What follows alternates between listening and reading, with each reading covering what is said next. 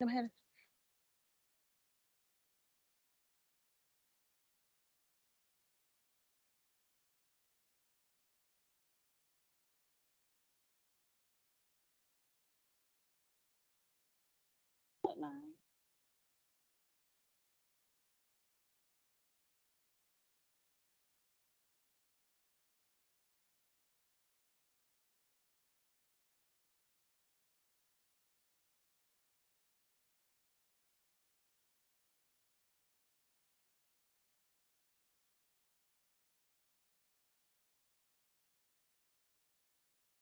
I love doing that.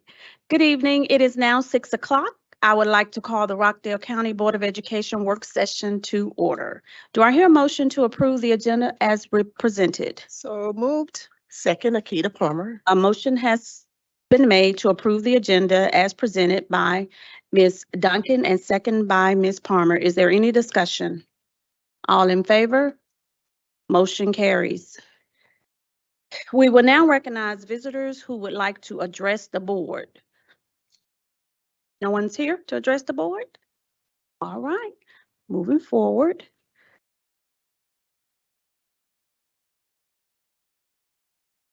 Superintendent cabinet updates. Okay, Dr. O's, I'll come over to you. Thank you, Madam Chairwoman. We actually have representatives from our Teaching and Learning Division who will be coming forward to provide relevant curricular updates. Dr. McCray and Ms. Printed.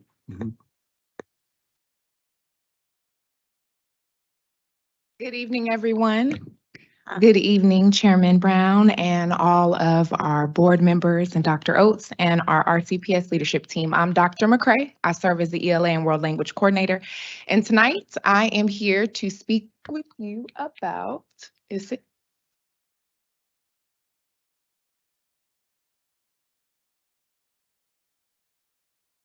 try it again, off and on. Well, I'm here to speak to you all about a recommendation for a essay contest with the City of Conyers. So I'll read the recommendation to you and provide you with a little more information. The recommendation is that the superintendent will recommend that Rockdale County Board of Education approve the partnership with the City of Conyers to participate in the Conyers Celebration of Community Essay Contest. This partnership is contingent upon the approval of the Memorandum of Understanding by the Superintendent and General Counsel. The rationale is that the City of Conyers, in partnership with RCPS, will provide our 12th grade students with an opportunity to engage in a writing contest that will incorporate the skills students have learned to develop a creative written response aimed at persuading the reader to visit Conyers, Georgia. This contest will run from October through December, and the City of Conyers will provide a monetary prize for the top 3 finalists. The total amount that the City of Conyers is putting towards this partnership is $1,000 that will be divided across the first, second, and third place winner. Students will be represented from Rockdale County High School, Rockdale Career Academy, and Rockdale Magnet School. They have to reside within the City of Conyers, and that is why we are looping in Rockdale Career Academy so that we can leverage our students that attend both Salem High School and Heritage. By way of attending Rockdale Career Academy, they will be within the city limits to participate in the essay contest. That is it for me. Thank you.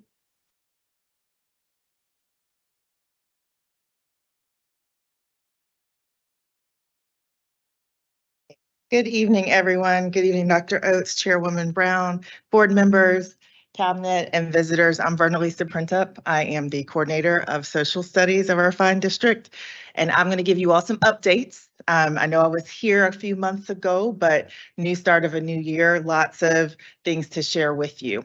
So I want to start off by talking about Economic Education Month. October is Economic Education Month, and that means that our students have an opportunity to understand how everyday economic decisions and policies affect their lives, their family, and their world. This month has been proclaimed by the state of Georgia, and each year the proclamation is renewed around August. So the proclamation for this Economic Education Month in 2023 was so proclaimed on August 22nd. It's important to know that economics is all around us, and it teaches us that scarcity forces everyone to make choices, and our choices come with cost. So our students, when they're learning economics in our K-8 social studies courses, it's embedded also in American government, world history, and United States history. And then there is a freestanding personal finance and economics education course for our seniors. But within that, they're learning more than about money. They're learning about concepts like scarcity. They're learning about concepts like choice. Economic education in our schools depends on K-12 educators being equipped with high-quality training and resources to ensure students have equitable access to classroom experiences that develop the skills necessary to make informed choices as individuals and members of their community. So that's a little excerpt from the proclamation. Later on, I'm going to tell you about some of the support that we've provided this year for our elementary teachers to continue to teach economic education embedded throughout the social studies curriculum. So my goal today is to tell you about the 23-24 goals and areas of focus for social studies. We have 3 tonight. There are many goals that are embedded within those 3, but I'm going to focus on effective Tier 1 instruction, opportunities for civic engagement, and culturally relevant pedagogy. So Tier 1, I know that you all have heard a lot about Tier 1 in recent months, particularly when we're looking at school data, when we're looking at assessment data. So I want to start off by identifying what Tier 1 instruction is. That's the bulk of what we do in our K-12 classrooms. It's intentional. It is instruction that is designed for learning. It is required. We gotta focus on Tier 1 before we can focus on any kind of supports. And we have to make sure that we put that intention first. So when I am working with teachers, I am focusing on, let's plan instruction for learning. We're great at planning for teaching, but how do we make sure that we pick the right activity, we pick the right lesson so that it sticks with our students? Because at the end of the day, they're held accountable for what it is that they know, what they understand, and what they're able to do.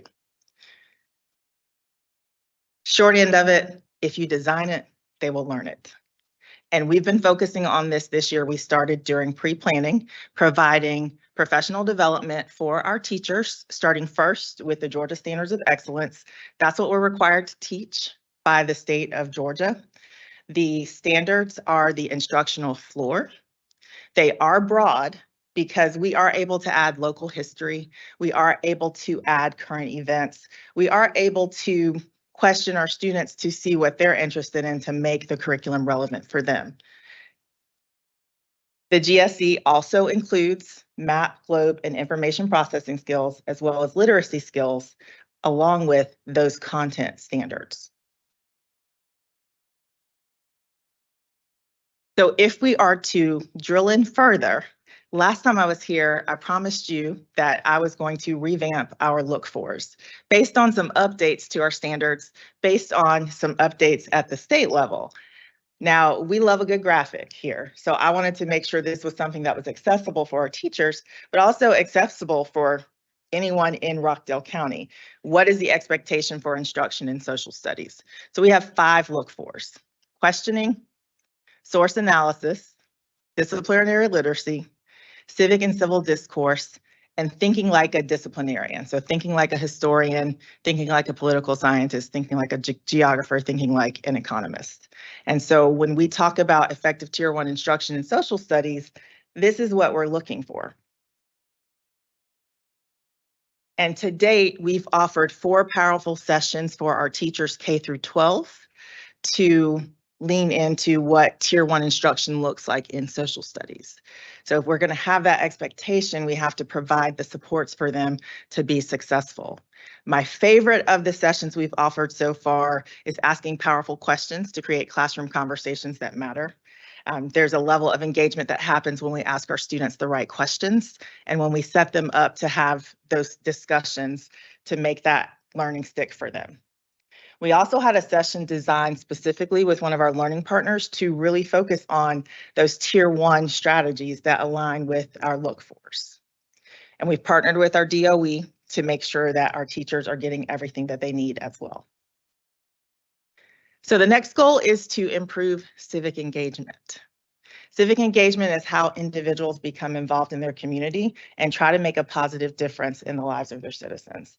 There's many, many layers to civic engagement, and this is something that we want our students to be comfortable engaging in conversation. We want our students to want to register to vote. We want our students to then go out and vote once they register. We want them to be active in their communities, and we want them to give back to their communities.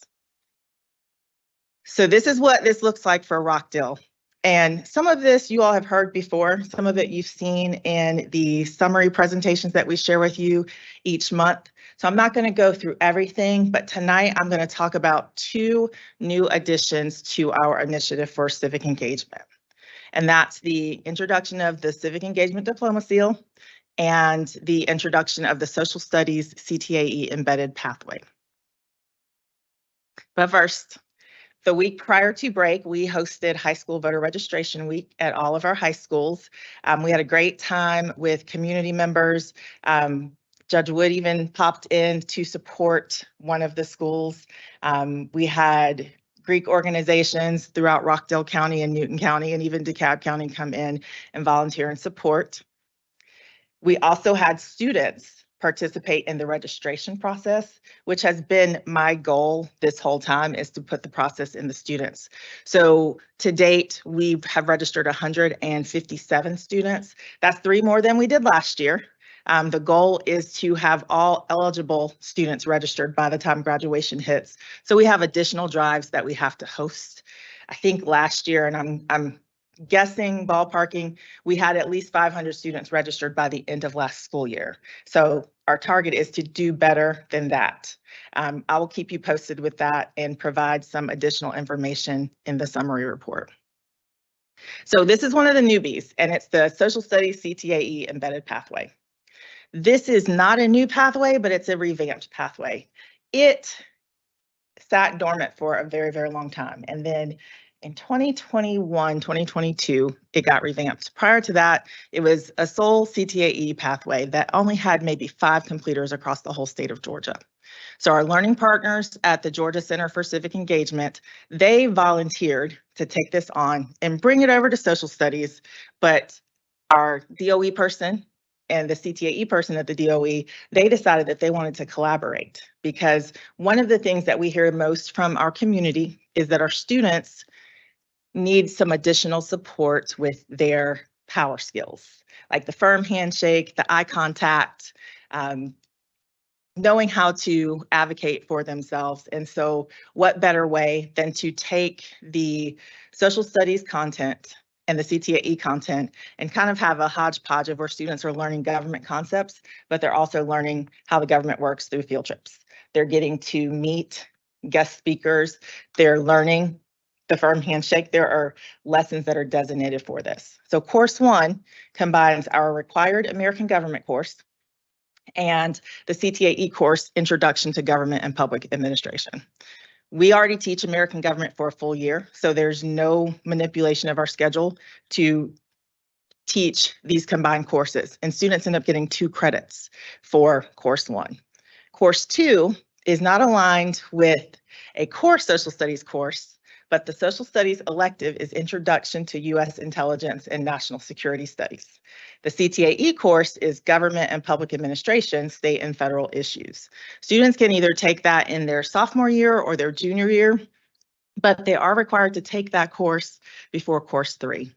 And so that brings us back to another required course, Personal Finance and Economics. So in the pathway, it's a combination of the Personal Finance and Economics and the CTAE Government and Public Administration. So they get a CTAE credit and they get a social studies credit for each of these courses. So Salem is currently offering course number 1. And to get there, we offered training this summer for the teachers that are teaching that course. Again, it was a combined training.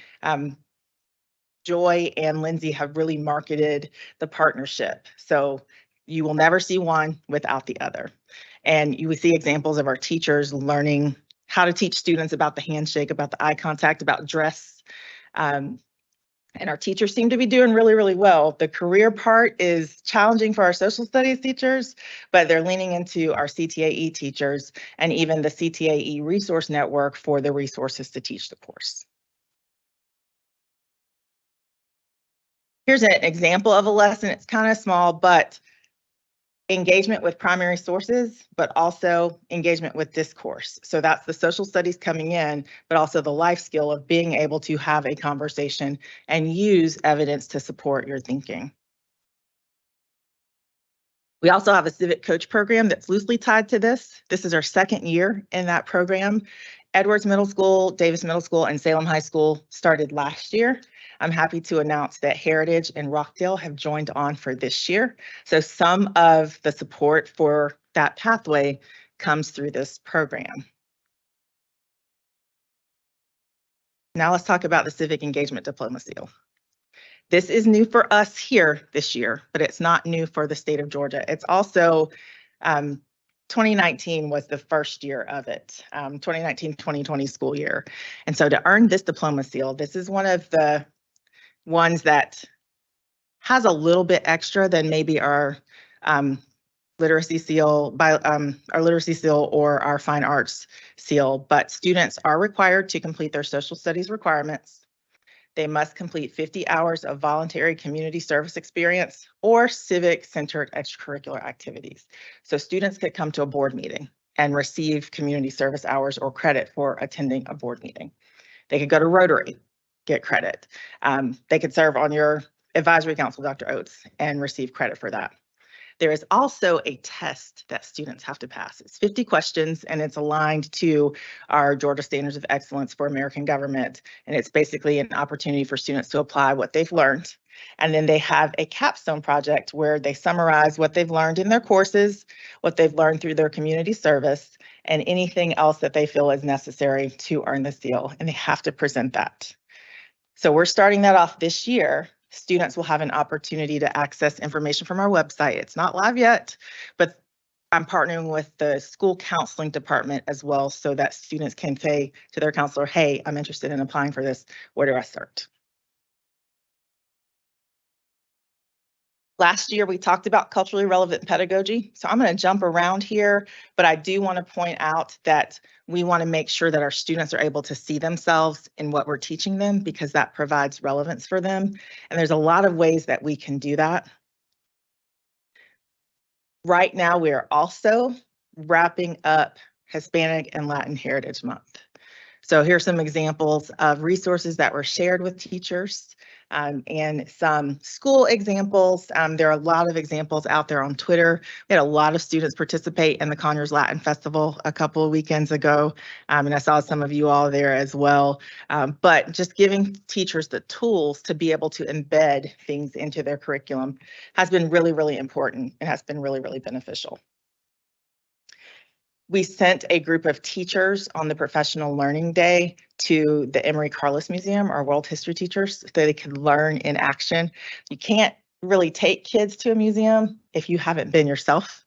You can't explain how water is transported on a little pot on your head if you don't know the history of that pot and how it's made and how far people are moving when they're journeying. So that was one PL event that was very, very successful for our teachers. We also had a couple of teachers attend a workshop at the AU Center this summer to learn more about the National History Day competition and how they can embed unheard voices into the National History Day competition. And this is one that I said that I would mention when talking about Academic Education Month. So Georgia Council on Economic Education, they are one of our greatest learning partners. They are free. They do not cost anything. They will come when we call them, or they will invite our teachers to where they are. So this year, our elementary schools have had the opportunity to learn, but not have to leave their building. So Angie Battle is the elementary coordinator for GCEE, and she has set up a schedule with our elementary schools to come and sit. And so the teachers just rotate through during their planning period, and she teaches them things like how to use the science of reading in your social studies instruction. But most importantly, she teaches them economic concepts through children's literature. because we know that everyone is going to read aloud to their students in grade K-5. So she makes it easy for the teachers. And lastly, just a couple of highlights that you probably have seen, but I wanted to give a name and face to this. So we had some teachers attend the first ever Civil Rights Fellowship at the Center for Civil and Human Rights this summer. 30 teachers from Georgia were selected. We were fortunate enough to have 2, and they were able to learn with historians. I'll spare some of the names for now. They were able to go to one of Dr. King's homes that's not open to the public. They were able to use primary and secondary sources from the civil rights movement, and it has been a game changer for these teachers in their instruction.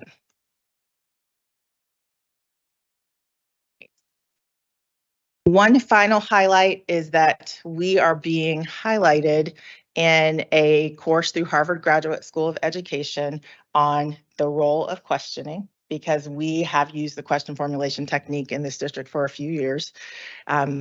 And in the course, there's a case study about our district and how questioning has played a role in student achievement. So that's something that you may have noticed, but we're like, what was that? So I wanted to have that on record for you and share that with you. And this is me and my teammate, Dr. Wisteria Williams. I support K-12 social studies. She supports 6-12 social studies. We're always excited to come before you. Thank you so much for your support. That is all that I have. If there are any questions, let me know. Sure.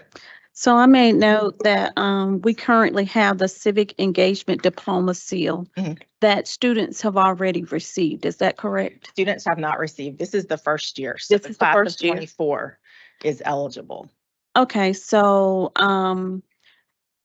but we don't have that information on our website as of yet. Is that correct? It's not on the social studies website. It has been shared through RCPS Twitter.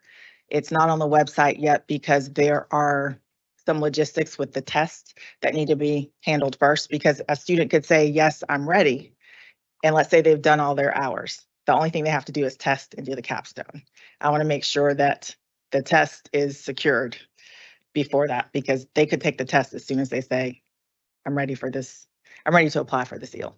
So my question is, are all students going to be eligible for this based on the graduation requirements, or does this have to be intentional for the student to select that pathway to get to that seal? It has to be intentional because of the community service, because they have to schedule to take the test. We would assess them through SchoolNet, and they have to receive a passing score on the test. And then we also have to set up the capstone presentations. Okay, I'm just trying to get to how the current students that are currently focusing on that, how did they get the news to do that?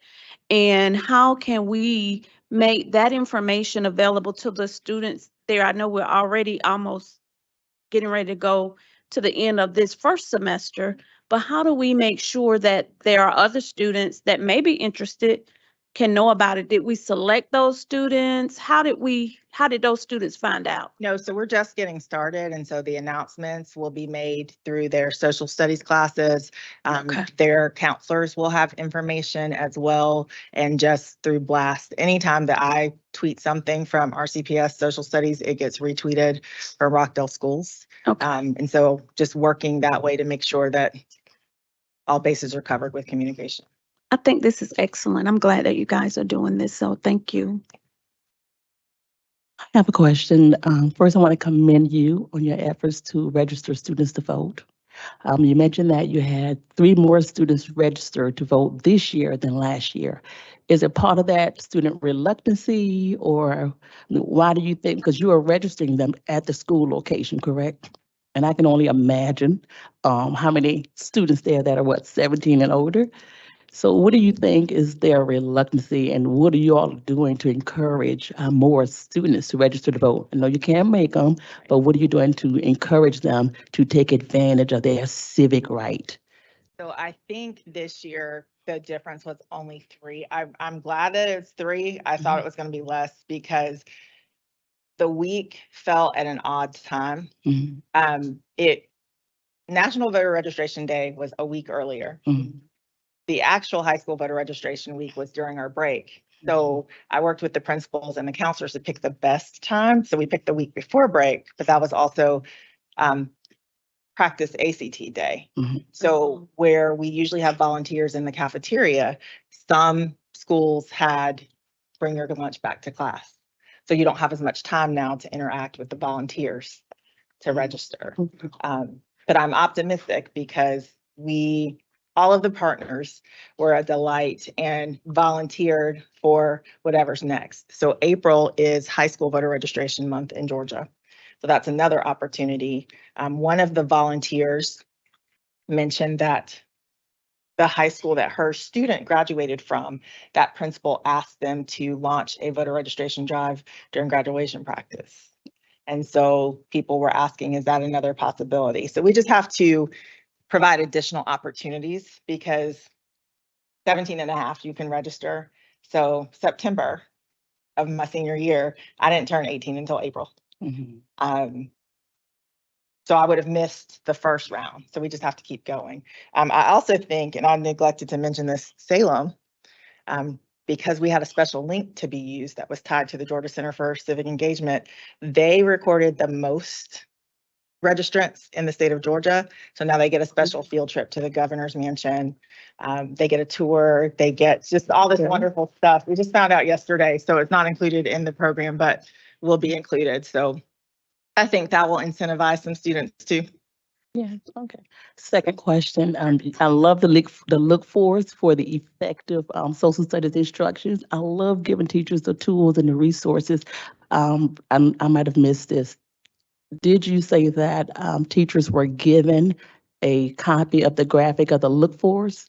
The graphic for the look forwards is embedded in Canvas. So when Okay. teachers go to their grade level to click on social studies resources, the first thing that they're going to see after they see their grade level is the look forwards. Okay. Ms. Prenda, one of the things that I think of many things is very fascinating about the way that you're committed to infusing our social studies curriculum with relevance is the way that you give guidance to our schools on how to connect current events with the curriculum. And so, of course, recently, and what's the predominant issue in the news right now is the war that's going on and that has ensued between Israel and Hamas in the Gaza Strip. And so, interestingly enough, that attack occurred. If you can correct me, I think it occurred on the anniversary of the Yom Kippur War from 1973. When Golda Meir was the prime minister at the time, and I know that there's a movie that's out about Golda Meir. So share with us how you activate and how you notify when to really punctuate making these connections in real time. So I was a little late sharing resources this time around. I ended up sharing them Tuesday afternoon because I wanted to just sit back and reflect and get as much information as I could first. But we did share resources. We shared a K-5 set of resources, including a read aloud, because our kindergartners, they learn United States history. So they don't know, they might know our oceans and they might know our continents, but countries outside of the United States, they don't. So providing resources to help them find it on a map and see where they are in relationship to it, but also providing talking points for teachers so that they are empathetic with our students. They're listening to our students' concerns, but they're providing the right information for students, but also giving students an opportunity to ask questions and to research safely or watch a news program safely. So our 6-12 also received resources, and in middle school, CNN 10, a lot of our schools have. So that is vetted. They are not going to report something live, which is what we recommend to our teachers. Like, don't just go to YouTube, don't just go to this news network, because these are our children. And we don't know what has come with them into our classrooms. And so something like war and conflict could be very traumatizing, and our goal is never to provide trauma or drama for our students. I'm going to continue to share resources as we find out more and as we think about discussions that might be happening in the classroom, because eventually people are going to take sides. And so how do you reel that back in where you're not polarizing students, where you're not being offensive, where you're not allowing hate speech to occur, for lack of a better way to put it. And so that's a tough field for our teachers to navigate in. And some do it with confidence, but some are a little reluctant because they don't want their names to wind up somewhere. So stay tuned. Yeah, thank you. Thank you so much. I just wanted to come in because I see how you are committed to achieving that relevance and doing it in a balanced way. And you were very proactive. Teaching and learning was very proactive in advance of some of the recent legislation that maybe complicated that in some ways, but you did an excellent job of balancing all of that. So thank you. Ms. Brenner, I have one last question. I'm trying to think how to form it is, so as K through 12 coordinator, how do you determine if the instructions that are being given are effective, or if we need to come back to the drawing board, provide another PL? Like, how do you determine if the instructions and the PLs, if those things are working? I think it's just from being in the classrooms. So we are wrapping up our focus walk cycle, and we are looking for those look-fors. So any evidence that we're providing for schools, any notes we're providing for schools, it's aligned to those look-fors. And so it makes it really easy to see, yes, there is discourse that's happening, and it's beyond them raising their hand and answering questions, but I think this because, and then if we don't see evidence of implementation, we just continue to provide additional training. We have conversations about what are the barriers that are preventing this from happening. Sometimes it results in more training. Sometimes it results in, let's find a different way to do the same concept, if you will. That's the toughest part of the job. That's the toughest part of the job, because we do spend money and time on the trainings. So really getting people to buy into the importance of making that switch and how it's going to impact their students overall. That's the biggest part of our work. Thank you. Thank you. This time, Madam Chairwoman, I know that we have our Chief Operations Officer, I believe, is coming. And he has quite a few items, but very interesting items to share.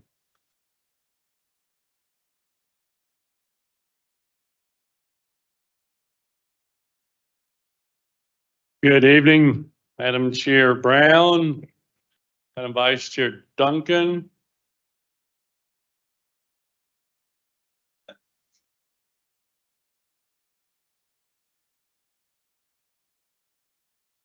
Board, Dr. Oates, Superintendent, and whoever's controlling the sound. I do have several action items tonight that are important for our districts, and so I'm going to roll through those. The first one is of utmost importance, and that is East Blos 6 referendum. So the superintendent recommends that the Rockdale County Board of Education adopt a resolution calling for the inclusion of an East Blos 6 referendum on the election ballot on March 12th, 2024. East Blos 6 will support a strategic plan focused on safety and security technology and facilities. And we are looking for a maximum amount of $135 million for our next East Blos 6. And the timeline's attached to the action item, and Mr. Hall's got to get that in this before the next month. So that's why our action item is brought to you tonight for your approval for next week. The second one I have is okay, guys. Yes, ma'am. I'm doing my best. I think they're playing games with me. Dwight's here tonight, so that probably is part of the problem. Sorry, Dwight. So the fleet maintenance ARCG grant bus purchase. This is our second year purchase I'm bringing to you. Brought 2022's last month. This is the 2023 contract. Superintendent will recommend the approval of Peach State Freightliner Thomas Bus Sales of Georgia as the vendor purchase for the 672 passenger buses totaling $807,900. So it's a contract 99999 SPD SWL 202-00630-002. This will be out of East Plus 5, the difference between the grant funding and the money that we will have from the GDOT, which came from ARC. We're the recipient of 80-20% bus purchasing grant. Our CPS is granted these buses over 3 one-year agreements. And this one is for $80,000 per bus that they will pay towards our agreement. So initially, as I shared with you sometime over the last 18 months, we would have been at 80-20% purchase. Now, because of the cost of bus and the delay in getting this approved through GDOT, we will also pick up the difference. So when you see the financial impact, it's broken into 3 sections. 480 is their 80% cost. The 20% for us is $120,000, and the difference is $207,900 for the purchase of these buses. Still a good deal. I shared with our East Plus Budget Committee today, if GDOT will agree with us as far as clean buses, green buses, this will probably be our last diesel purchase for purchasing school buses. After being to a conference last week and studying this for several years now, propane buses is the direction that I'm leaning and directing us to go. And again, if they will let us switch from diesel to propane for these 6, I will do that on our next purchase, which will hopefully be in January. If not, as the state provides us funding, we'll move forward with that. The next one is to rescind the May 11th, 2023 RCA digital welding boost machines and light kits action items recommendation that I brought to you back in May. The superintendent will recommend that you rescind that action item based on this rationale. The district did not select the Lincoln Electric Company from a competitive sealed bid process as required by board regulation DJE-R4C. Instead, the district selected the electric company pursuant to board regulation DJE-R4B, which deals with a purchase of between $25,001 to $50,000. These purchases only require 3 written quotes. Mr. Flanagan, our general counsel, has not identified any applicable exception to the bidding process to our regulations and recommends that we rescind this approval and because the district did not comply with the board regulation DJE-R. Purchase considerations of this value may be purchased from a state contract or like type cooperative purchasing agreement or be purchased through our request for proposal process. We chose the RFP process and subsequently have followed up with another action item, which I'll present to you now. The superintendent will recommend that the Board of Education approve the selection of Athens Gas and Welding Supplies, Inc. as a vendor of choice for the welding booth. Bill, if I may interject, I think we're 1 ahead. If we can fall back to the Athens. Trying to catch up, right? Thank you. There we are. There we go. All right. There we I are. got it. Sorry. Thank you, Dr. Oates. I can't read that down as I'm a lot of my hand copies here. Thank you for that, catching that. Superintendent would recommend the Rockdale Board of Education approve the selection of Athens Gas and Welding Supplies, Inc. vendor of choice for the welding booth installation from the service bid solicitation number 2024-0006 for the purchase of 8 welding booths. The purchase will not exceed $92,223. This agreement is contingent upon the superintendent's and general counsel's approval. As I shared with you back in May, this adds additional capacity to our welding class career paths. It's an important pathway for our students, and we have already got the power in place. And I understand the welding machines arrived a week ago, I believe it was. So that's was a different purchase than the boost. The boost is the amount that came back to us today. And the next action item is the purchase from Transportation Fleets, this purchase and support vehicles. So superintendent will recommend that the Rockdale County Board of Education approve the purchase of 2 Fleet 2024 Chevrolet Equinox 1X or 26, a 4-wheel drive, 4-door units for $62,480. The purchase will be from the GM Hardy Family Fleet Group's municipal and government sales under fleet account number 99999 SPD ES 401-99373-005. These units will be assigned to 24/7 response employees through our vehicle assignment process. The reason for the purchase of these is we have a S17, a 2000 Crown Vic with 203,308 miles, and T45, it's a 2005 F-150 crew cab with 210,000 miles. T45 will be replaced in the support vehicle pool, and it's to be used as a support vehicle when we have our other ones in from preventive maintenance or other light duty requirements.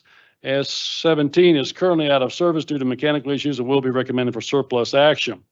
T45 also does not have a heated core, and it's bypassed right now. And so both these vehicles will be retiring from our normal day-by-day service and will be assigned to personnel through our roll down process. This money comes from East Plus 5, $62,480.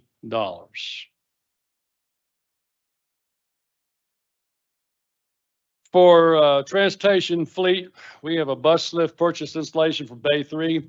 This is a safety issue that has just come to light, and so we are working diligently and quickly. We have some Band-Aids in place, but the superintendent will recommend tonight that the Rockdale Board of Education approve the selection of Heavy Duty Lift and Equipment, Inc. as a contractor from the state contract list, quote, 2360144 for the purchase and installation of Fleet Maintenance Bay 3's heavy-duty bus lifts. This agreement is contingent upon the superintendent and general counsel's approval. This current lift's integrity is compromised and needs to be replaced immediately for personnel and safety equipment. And this bay also handles 1/3 of our bus fleet's 20-day inspections. And the lift's age prohibits refurbishing actions to extend its current service life. We tried to look at some other options, but it's cost us $292,365 from East Plus 5. And we will be bringing the other two main lifts to you as we roll forward through this current year. And this lift has been in the building since that building was built back in the dark ages. I've been here since 1999, and I know it was here in 1993. So prior to that, and we replaced the cylinders, I think it was 20 years ago, the front cylinder, but now this is going for a whole different design. Once we put this new one in, we won't have to dig up. It's going to be more electric driven power, and the hydraulics will not be underground as they currently are. It's a important safety need, and we need to get this thing to keep our guys safe. Well, where's my other one at?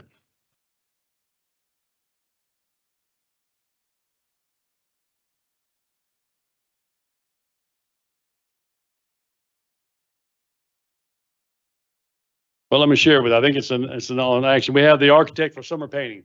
I'll share with you that's coming up this summer. Superintendent will recommend that the Rockdale Board of Education approve the selection of Howard S. Baker and Associates as the architect for the repainting of Lorraine Elementary School, Pine Street Elementary School, buildings and grounds, and the Fleet Transportations Complex. This action is contingent upon the approval of the contract by Superintendent and General Counsel. We strive to repaint our buildings every 7 years, as you know. Pine Street is being repainted on a 5-year rotation. As you have visited that school and our new JH house, we use a lot of drywall, different type of structure equipment, and we just see the need to hit those schools a lot sooner than later. And so we've moved that Pine Street into this rotation, and probably will do the same thing for JH House. And the architect's fees are $27,360 from East Plus 5. I will bring you an action item from who the contractors will be sometime in March or April, and that will be the work that will be done this summer. I have with me Dwight Spencer. Come on, Dwight. Dwight's our Director of Operations Fleet, and he's also our Director over Fleet Operations too. And he's going to be the one handling, sharing with you tonight about MyStop, the MyStop app. And I appreciate Dwight's work for driving our transportation. And so have at it. You want to drive? I'm having a hard time driving, as you can see. Go ahead, I'll help you. Okay. You walked in the building tonight and all the kind of bugs fell out. So. Okay, to Madam Chair Brown, Madam Vice Chair Duncan, Superintendent Oaks, Dr. Oaks, distinguished members of the board, cabinet, and distinguished guests. Just want to, I'm kind of, well, I'm not kind of excited. I'm really excited that we have My Stop back in place. All the parents, well, not all the parents, but a lot of the parents that used to use My Stop when we had it before, they really hated when it went away. When it went away, and we tried something that we thought was going to be better, but we know that it doesn't always work out that way. But My Stop is back, and so yeah, all right. So we're gonna go just real quick how to set up and use the My Stop app to view bus arrival times. Now the My Stop app is available on the right. Good, there you go. You want to download the VersaTrans My Stop app from your app store, your Google Play Store or the Apple Store. You know, it's available in both, and it's also web-based, so you can actually go online and do that. Okay, click. Okay, what you need to do once you download the app, you need to make sure that you have your privacy settings on your phone so that your GPS, your locations. I'm done. Okay, so that your location services are on, and by your location services being on, it allows once you download the app for you to select Rockdale County Public Schools, because what it does, it pulls in all the school districts right around the area that have My Stop, and so naturally we'll select Rockdale County Public Schools, and then we want to enter the account login information. The account login information is going to be your student's student ID number as the username, the student ID number as the username, and also the student ID number as the password. And as a parent, we should each have that, but if we don't, we can get that from the school, or we could call transportation and just go through a verification process and we can provide that information. Next, I'm sorry. Next, you want to go on and log on to the app and enter your account login information. And like I said, that's using your student ID number. Okay, click over. Lunch app, you went back. Select the student, and the select student option is there for those households that have more than one student. So if you have one of your students log in, if they have siblings, they're in the same household, they both or they all will show up on the app, and you just have to select which student you would like to look up at that point in time. If you're a one student household, then you know it's no choice in the matter. You just have that one student. And note pinpoint, the pinpoint on that you'll see on the phone locates your bus stop. It just locates your bus stop, and we have an arrow pointing to that. And note the message regarding the estimated bus arrival time. And that time will adjust as the bus gets closer, or even if it gets delayed in traffic. That time, that estimated time will, adjust itself so that you can know when the bus is coming. And if you need support using My Stop, contact RCPS data specialist Jarvis Dunn. All of his information is right here, but we've also put all of this on the Rockdale County Public Schools website. And some people are using it already, because some of the parents that had called in when we were getting everything set up, I asked them to go ahead and start using it to help us iron out some of the bugs and everything before it was all the way up and going. But now we are welcoming all parents to call in or go ahead and log on and join us. And another thing about this, those parents that do set up their account, like for instance, let's just say if Route 17 is running late, we'll be able to send a targeted message out to all the users of Route 17 to give them a heads up before they even look on the My Stop app, and they'll get that notification. Something else that works very well with this app, and it's a matter of where we are with our personnel right now, is we can change if I'm running his route or he's covering my route. We have the ability to change that information so you as a parent guardian can receive that information. Our handicap right now is sometimes Jarvis is on a bus, so we don't have that luxury every time. But it's a tool that we will use as time goes on to improve our service, especially as we get manpowered up to our select services. Questions?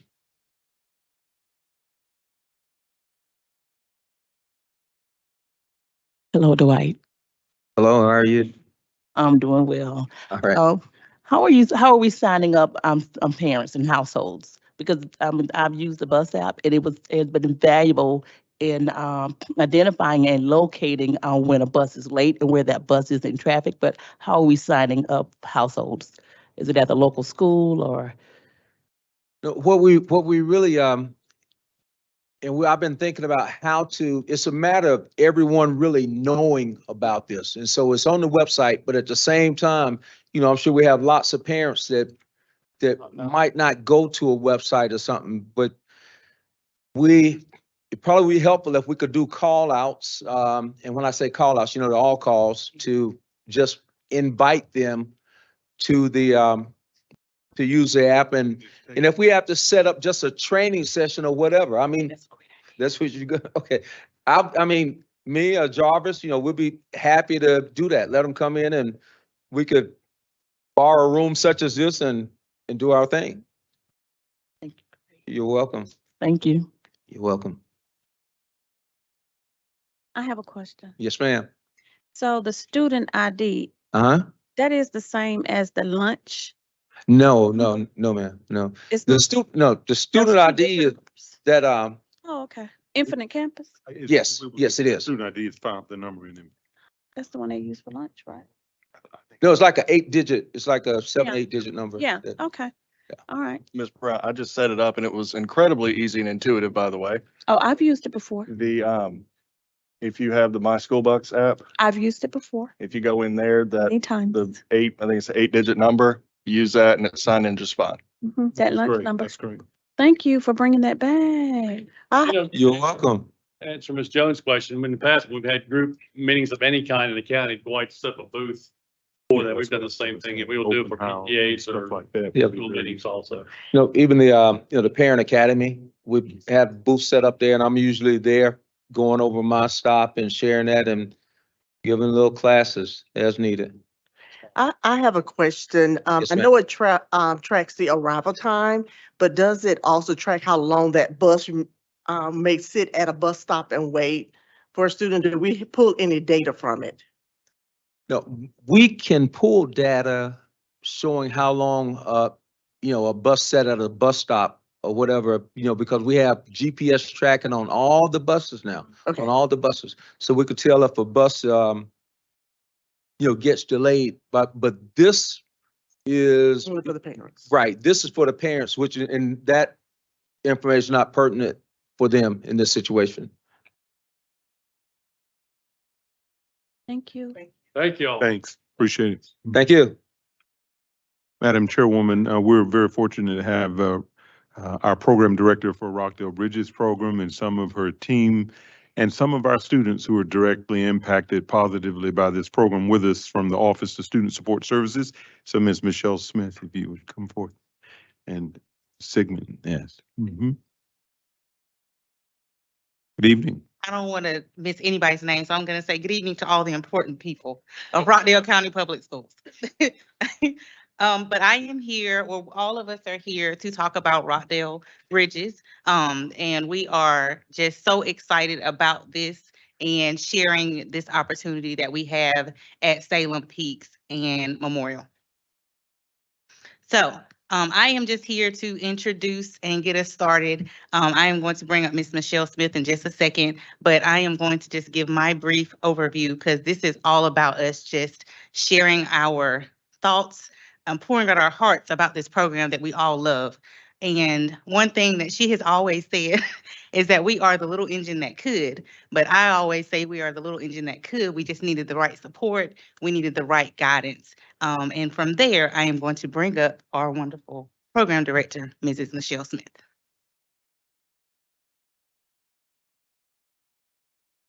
You keep that because I want to do better than Phil.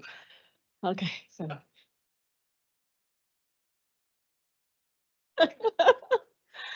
Good evening, Cabinet, Board, members, Madam Chairman, and to our Superintendent. My name again is Michelle Smith, and I'm the very proud Program Director for Rockdale Bridges program, our very first program in Rockdale County. About a couple of weeks ago, I was in a meeting with other 21st centuries program directors, and we were asked a question: why are we successful at our schools? And I sat there and I thought, well, is it the curriculum? Is it the school? You want to just give just this, this same cookie cutter answer that everybody else was given. And then I thought, we are successful because of our superintendent. And the reason why I say that is that this is our first grant. Dr. Oates, through the good and the bad times, you have stood by the program, you have stood by me, the principals in the schools, the students, and the parents. More than once, you have had Esther to call me, to come to your office, to check our progress, and to see if I needed anything else for the program. I remember about a year and a half ago, I resigned.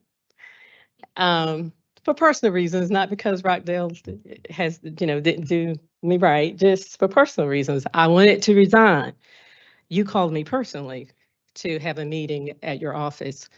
After you went through a list of things, you wanted to make sure my husband and my son and everybody were okay. You asked about my parents. And you said, is anything happening there? I said, no, sir. You said, well, then why are you resigning? I said, well, for personal reasons. He said, oh. And I went on to explain what was going on in my life. And I never forget what you said. You said, you don't need to resign. You need understanding. You need all of us to understand that right now you need flexible time. And that stuck with me because, I've worked this program over the last 14 years in 3 different school districts. First of all, not one superintendent checked on me. But not only did you check on me, you cared about me and you cared about the program. And I will never forget that. You are a very bright light, not only for 21st Century Community Learning Centers, you are a bright light for our school district. You are a very bright light for this community. And I have seen not only changes in Rockdale, but I have seen changes that reach far beyond Rockdale County. So I know that there are other people in this room who would like to say thank you. I'm sure I'm not the only one. So tonight, I just want to say thank you for being with us and leading us. In 1994, Congress created the very first 21st Century Community Learning Center for elementary school and secondary schools. This program was designed to help students in 3 ways: to help the students in their endeavors, state and local academics, such as the core areas in reading and math. This program offers students other enrichment classes that perhaps the daytime cannot afford or extend to the children. And thirdly, we offer parent events to the families of our students. In 2019, Rockdale County was awarded funding for your very first 21st Century Community Learning Center grant. This grant was for 5 years. The grant was named Rockdale Bridges Program, and this grant is located in Peaks Chapel Elementary School, Memorial Middle School, and Salem High School. Over the past 5 years, Rockdale County Public Schools has received from the state and the federal government over $2 million to fund this grant.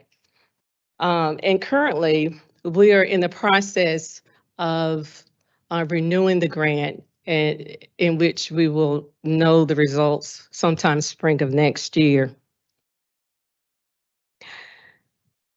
I'm going to stop there because we have some special guests here today that I'm so excited about. Our parents and our students are here with us, and they're going to tell us why this grant is important to them. But before they come up, I would like to bring back up Salem Teacher of the Year and Rockdale Bridges Teacher of the Year. Put that in. She is such an inspiration to our team. Her position is called the instructional leader for our team. She supports the managers for each school. She's everything academics. And for me, simply put, she's the boss.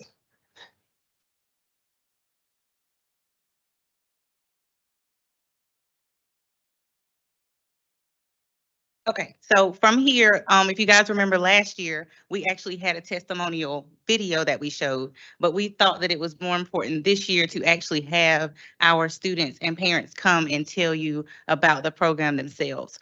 Because who better can tell you about it but them out of their own mouth. So I'm gonna bring our site manager up from, she looks like me, she does, from Salem. I'm gonna bring her up first, Ms. Marlia Sigmund and her student.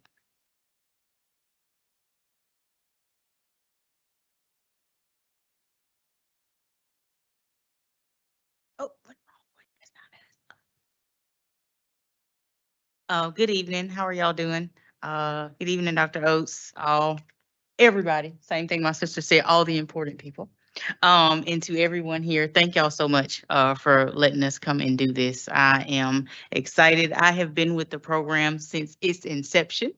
I started as a teacher, and then I graduated to the site manager. And I just absolutely love it. My sister tells me all the time, you're not the teacher anymore. You don't have to be over there, but I just love spending time with the kids. And it's the same thing I always tell them. I'm not here just because I'm doing this, because I know it is an awesome program and I have seen the good that it's doing, and I hope you all have too. And I hear whispers all the time about what is it, what is going on, why are y'all so good, why is it doing so well? And I think it's just because not only are we buying in, and it allows our students to see that they need to buy into it too. So I do have one statement to say for a parent that was supposed to be here on behalf of not only Salem High School, but she also has a student at Peaks Chapel Elementary. And so I'm just going to read out. She had a family emergency, so she sent something. She was like, "Can I please send something?" So I want to make sure I read it for her. I currently have 2 students in the Rockdale Bridges program, out of my 4, one at Peaks and one at Salem. My daughter has been in the program for 2 years. Peaks Chapel has allowed my daughter to explore and join different clubs and be able to learn and discover new skills that she didn't even know she had. My son has been a part of the program for 3 years at Salem High School, and words cannot express how much care and support has been provided to him, not only academically, but socially and emotionally. All 4 of my children, although 2 of them are not in the program yet, love the program. Even the 2 little ones that are not able to go in kindergarten and first grade, oops, slide, participate, but are not but are not able to participate, but constantly remind us that when the time comes, they will also go to Bridges as well. They tease both of their siblings that the staff like them more because they always get little gifts from them. And most importantly, I love how the staff at both sites build relationships with the students and work to build a strong bond with parents by bridging the gap between school and home. So now I have a student, not sure if anybody remembers the video from last year, but this is actually one of the students that was in the video. He has been with the program since he has joined Salem High School in 9th grade. He is now in 11th grade, and just want to shout out, he is also a top 10 student, and has been a top 10 student.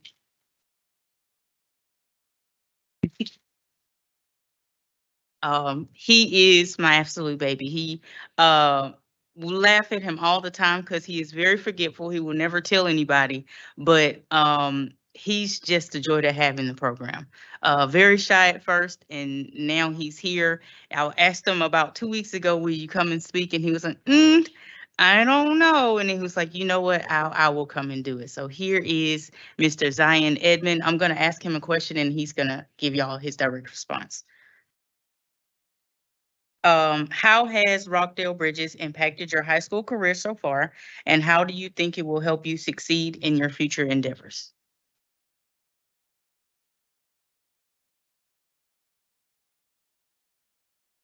How Rockdale Bridges has impacted my school, my high school career has been phenomenal. So far, I'm mentally and physically ready for college. Bridges have been benefiting me and others to be college ready. I've learned different writing techniques, team building skills, and positive study habits.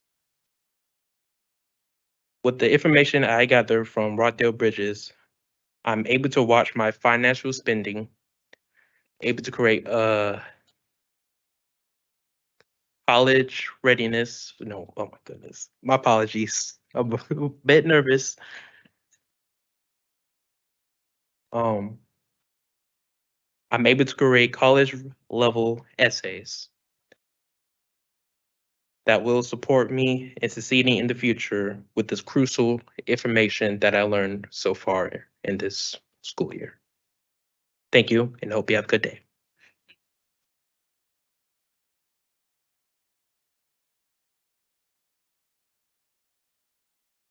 Okay, next I'm gonna call Miss Robin Green. I just want to give a little tidbit about Miss Green. She has turned the program over at Peaks tremendously. Since day one this year, we have had 90 kids strong knocking on the door, showing up for the after school program that stay 3 hours and they put all of those teachers to work. But they are doing, and she is doing an amazing job. It has truly grown because I have been here since the first year as well. When Peaks maybe had 40 kids, that was on a good day. So to go from 80 and now we're knocking at 100, to where there is a wait list at Peaks, I wanted to say that about her. But yeah.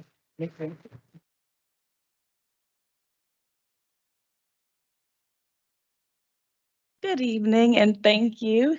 I'm Robin Green, the site coordinator at Peaks, and it's been a pleasure. This is going on my second year as the site coordinator, and I love it. But today I have a parent and a student, a fifth grader and her mom. They can come up. It's Malia Anderson, and she's going to share about her impact that the program has had on her.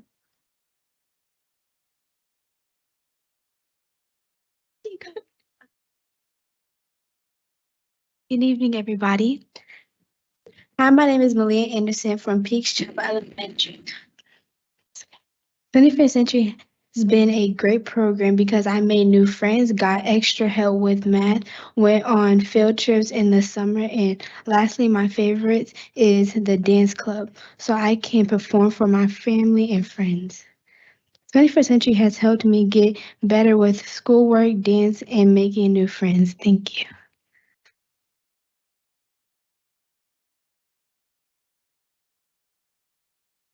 And I have her mom, Miss Salmon. If you can come up and share how the parenting events have your experience and your feedback from the parenting events. Hi, I don't really have a voice, but I'm Chanel Salmon, Malia's mom. Last year, I'm gonna talk about dancing because that's like the highlight of her day. She loves to dance, and one of the programs that I was able to attend was the Black History play. And I mean, the whole display, the layout was very, very like interesting. I was engaged the whole time and excited the whole time. And it's funny that we were asked to do this and I'm asked to talk about this because just last week we had a visitor at home and she decided to do the whole dance again. And remind you, this was back in February. So I really and truly appreciate the program. I appreciate you, Ms. Green, and all the staff that's working after school. Sometimes I do decide to pick Malia up early and she gets upset because she wants to stay until 6 o'clock. She doesn't want to leave early, which tells me that you all are doing a good job. So thank you very much.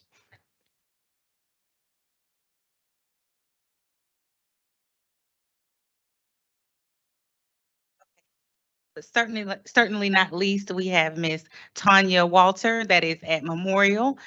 She is doing a wonderful job because not only does she have babies stay in the afternoon, they get there an hour early in the morning because it's middle school, and for them to stay 3 hours in the afternoon, they wouldn't get done until after 7. So she is doing an amazing job over there, and if she would come up with her parents.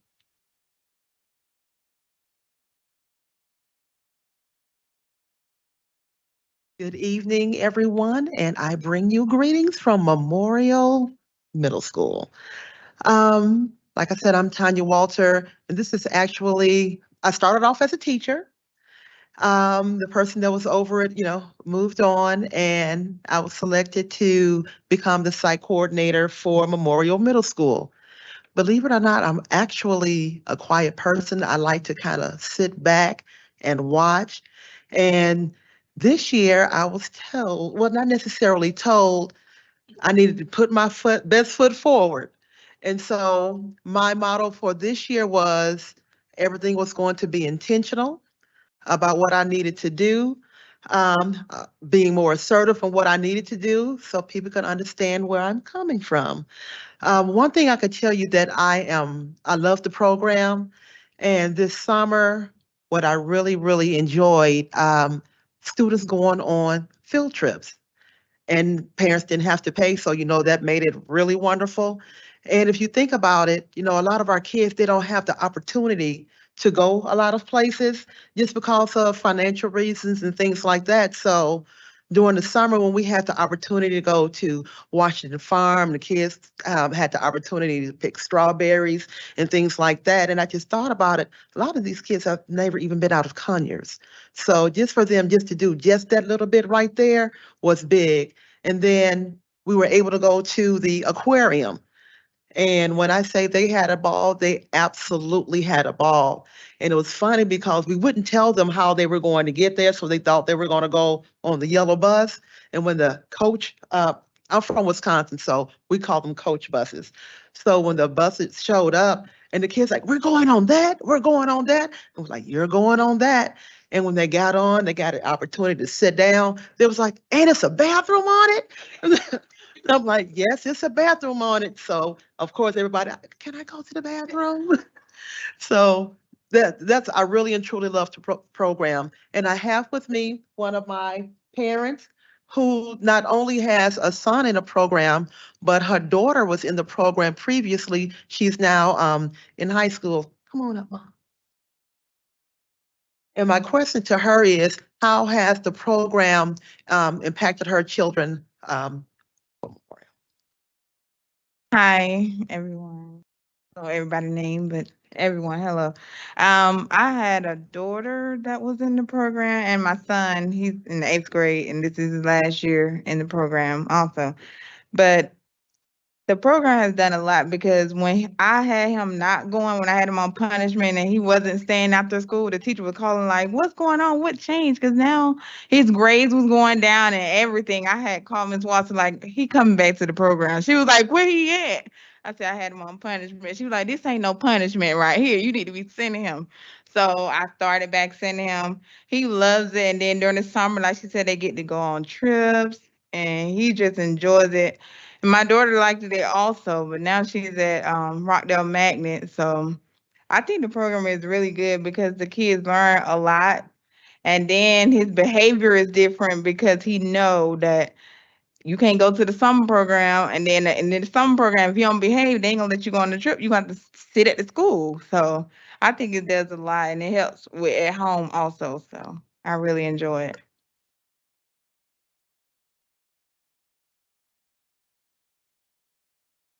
Well, again, we wanted to make sure that you heard it out of our parents and our students and our site managers' mouths, because me and Ms. Smith can get up here and talk about the wonderful things and why we need this. But we really wanted you guys to hear from them. One thing that I wanted to say is that like Ms. Smith said, our grant is ending, but one major thing is that all schools in Rockdale really need to apply because anybody can. This is a program that all students can benefit from. All students need extra help, in my opinion, whether it is social help, emotional help, or educational. So just throwing that bug out there, we need to get this on all schools and everybody needs to do the application. When does the grant end? It ends at the end of this year is our 5th year. Okay, action item.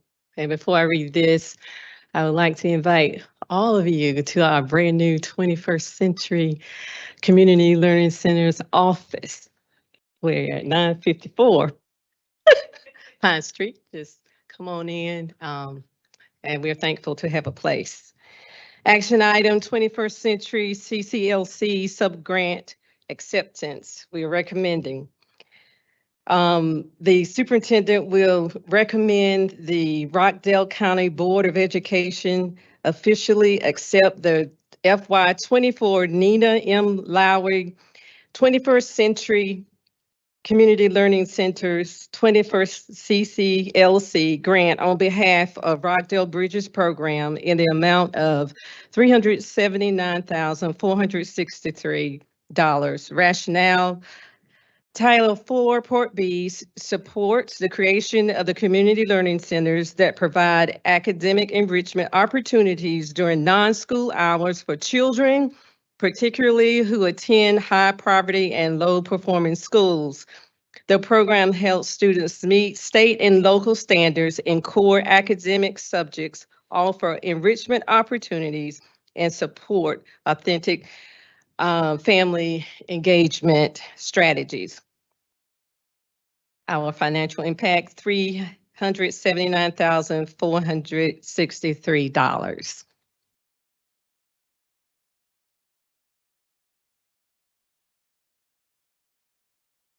Each Chapel, Salem, and Memorial, right? Yes. Okay, that's it. Thank you.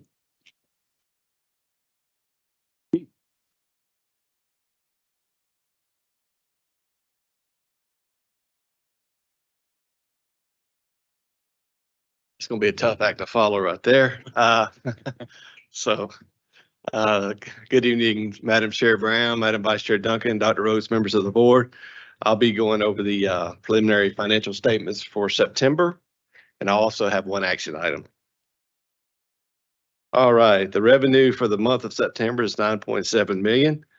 The revenue year to date is 28.2 million, which is 14.1% of our budget. Last year, we received 9.2 million in September, 26.6 million year to date, which is 14.7% of our budget. Expenditures are 18 million for the month of September, 50.9 million year to date, which is 24.8% of our budget. Last September, we spent 15.8 million, 45.1 million year to date, which was 24.5% of our budget. Our outstanding encumbrances are $2,796,719. Our fund balance at end of September is 13.6. Last year we were at 20.1. Let me just take a minute here you can see there's about a $6.5 million decrease. Part of that is because we started out $3.5 million lower because we used fund balance last year, and we're using $5 million of fund balance this year. So you can see the number's low. It's probably lowest it's been in a couple of years. So I just want you all to know that. Assets 19.6 million, liabilities 6 million, which will be our third-party payments, and there's our fund balance at 13.6. Our action item tonight deals with Title I. It's time for to approve the allocation and budgets. The superintendent will recommend the Rockdale County Board of Education adopt the FY24 Title I proposed allocation as presented. By state law, the board is required to annually adopt the Title I allocation. And the financial award is $5,118,928. Any questions? Thank you. Thank you, Keith. Yes, Madam Chairwoman, just briefly, and I certainly want to commend all who presented action items and other important information. But of course, this has been a busy week, and we still have quite a bit more to go, believe it or not, because of course tomorrow we have our Rockdale Education Foundation Gala for those who have obtained tickets. And of course, also we're in the throes of our homecoming season for our schools. I know Salem, I was there and saw you last week, of course, at Salem's homecoming. It was a beautiful halftime festivity. And I think on tomorrow evening, Rockdale County High School will be having its homecoming festivities. And I think we'll round out on the 20th at Heritage High School. So a very busy time. We also had 2 of our 3 open forum with the superintendent sessions this week. I think I see someone who was there, very much so. And we have had Heritages and Rockdale County High Schools, and we'll conclude with Salem on Monday evening with staff at 5, followed by families and students at 6:30. So we're looking forward to that.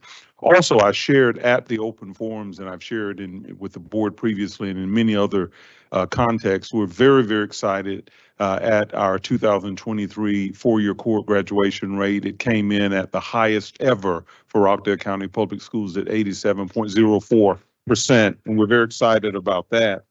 And keep in mind that the four-year cohort calculation method had always been the federal calculation methodology, but it was not adopted by the state of Georgia until beginning with the graduating class of 2012.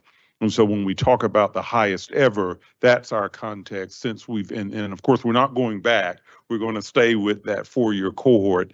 And so it's very exciting. We know that, as I've said, that type of result is born of tremendous collective and collaborative effort, right? And it's all about continuous improvement.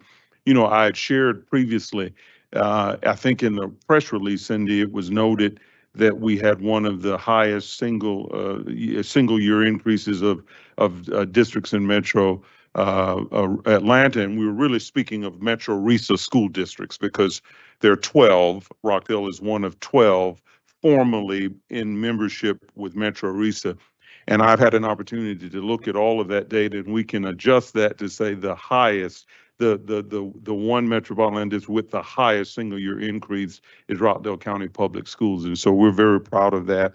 And again, I want to thank our high school principals, want to thank our teachers especially, want to thank our counselors, our graduation specialists, our registrars, Dr. Freeman, who took the charge to really focus on making sure that we were meticulously monitoring that cohort at each of our high schools, that we're affording students a menu of tutorial and instructional support options, and that we're just continuously watching very closely and making sure that we are staying committed to increasing that graduation rate. Each cohort will be different and unique.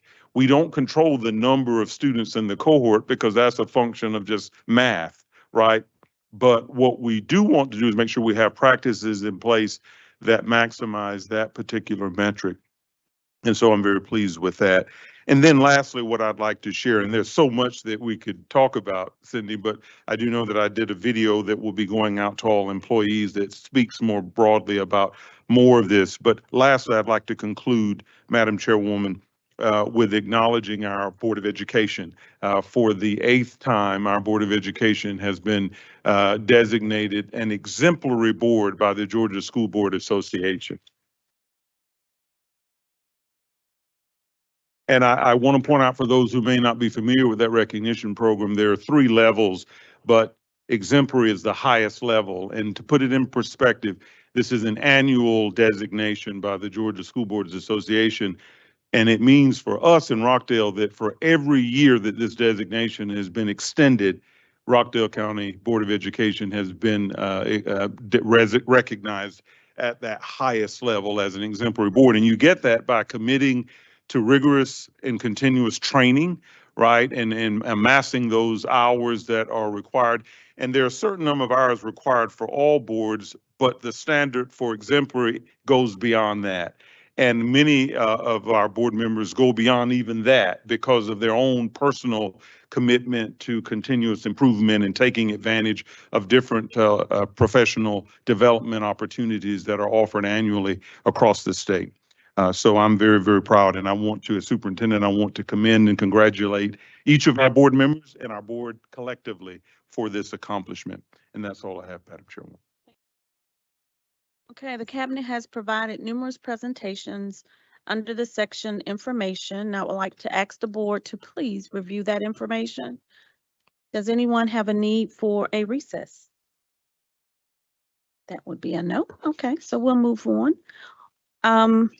Please review the September 2023 board minutes and provide any edits to Ingrid, and we will vote on the minutes in the regular session. There is no old business and there is no new business. The cabinet has provided an overview of the action items for the board to vote on next week. Is there a motion for the action items to be placed on a consent agenda? I motion that we place the items 1 through 11, 1 through 11 on a consent agenda. Okay. A second. All right, so a motion has been made to consider the action items under a consent agenda, the regular session, items 1 through 11. Is there any discussion? All in favor? Motion carries. Thank you very much. There is no discussion. However, do I hear a motion to go into executive session? So moved, Heather. Second, Jamie Jones. Thank you, Ms. Duncan, for your motion, and second, Ms. Jones, to go into executive session to discuss pending litigations. 7:25.